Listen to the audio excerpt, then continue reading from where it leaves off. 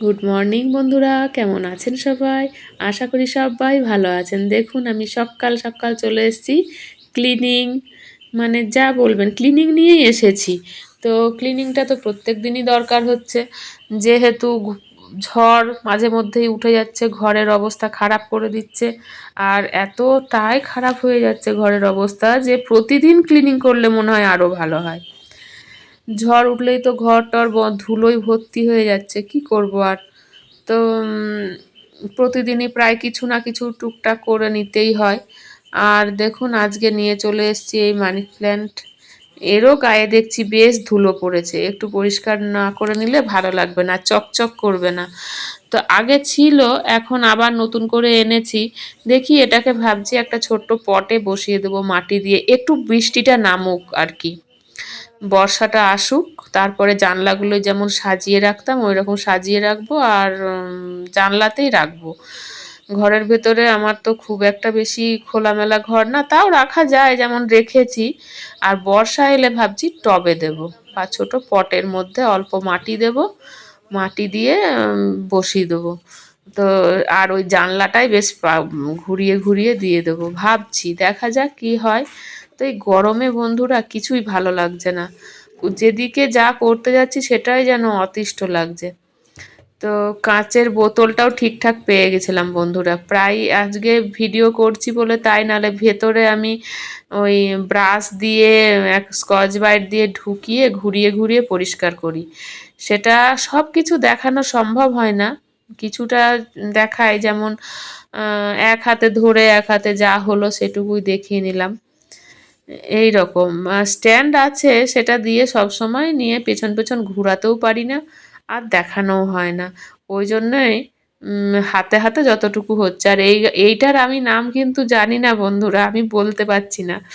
ছাদে আছে, অনেক অনেক চাপ বেঁধে আছে, তার মধ্যে একটা খসে পড়েছিল আমাদেরই হাতের খোঁচা খেয়ে। তো সেটাকে নিয়ে এসে আমার মেয়ে এই পটের মধ্যে রেখে দিয়েছে। আর যখন মানি প্ল্যান্টকে স্নান করায় না, তখন একেও একটু স্নান করিয়ে নিই। এত গরম, একটু স্নান না করালে এর চেহারাগুলো আর ঠিকঠাক ফর্মে আসছে না, খুব বাজে অবস্থা হয়ে যাচ্ছে। তো বন্ধুরা, আজকের ভিডিওটার মধ্যে একটু কিছু বলবো ভাবছি। উম, একটা কথা, মানে একটা টপিক নিয়ে আলোচনা করব ভাবছি। তো চলুন সেই টপিকটা শেয়ার করব অবশ্যই। টপিক মানে ঘরোয়া কিছু ব্যাপার নিয়ে মানে ঘরোয়া কিছু টিপস নিয়ে আপনাদের সামনে সাথে আলোচনা করব।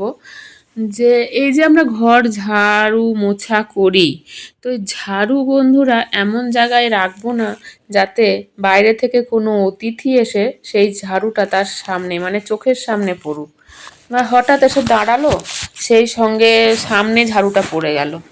এই জিনিসটা একদমই করব না, ঝাড়ুটা সবসময় আড়ালে রাখার চেষ্টা করব, যাতে মানে বাইরে থেকে কেউ এসে দাঁড়ালেই চোখের সামনে না পড়ে। আর এই যে আমরা মোছামুছি করছি, ক্লিনিং করছি, এই ক্লিনিংটা আমরা সবসময় করব, কিন্তু ঝাঁট মোছা ঝাড়ুটা এটা কিন্তু সন্ধ্যের সময় একদমই দেব না। সন্ধেবেলায় ঝাড়ু আমরা দেবই না, সন্ধ্যের পরেও রাত্রে ঝাড়ু দেওয়া চলে না।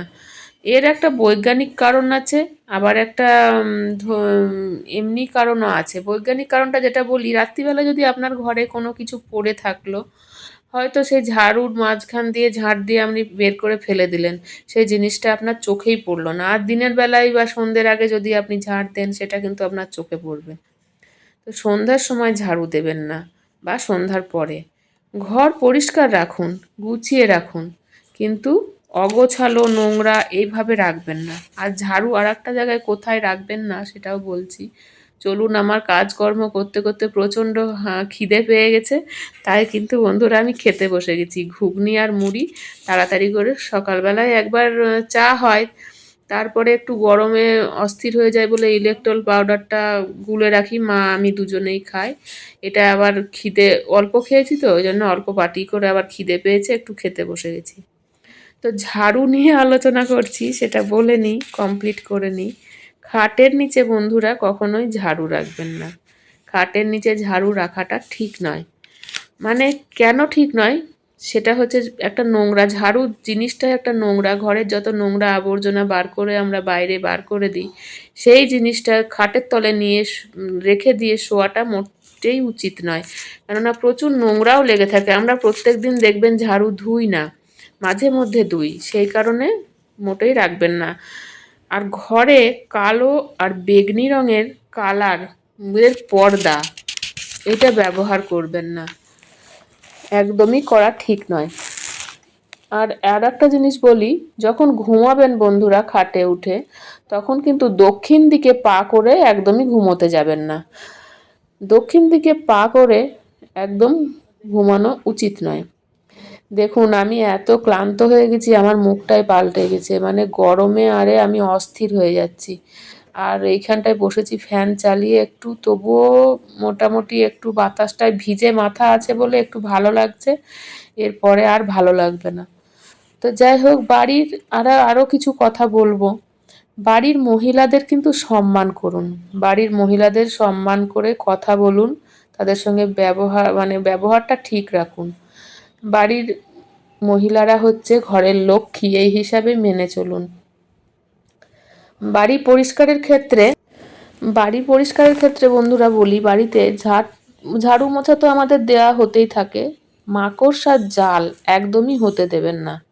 মাকড়সার জালটা বাড়িতে একদমই ঠিক নয়,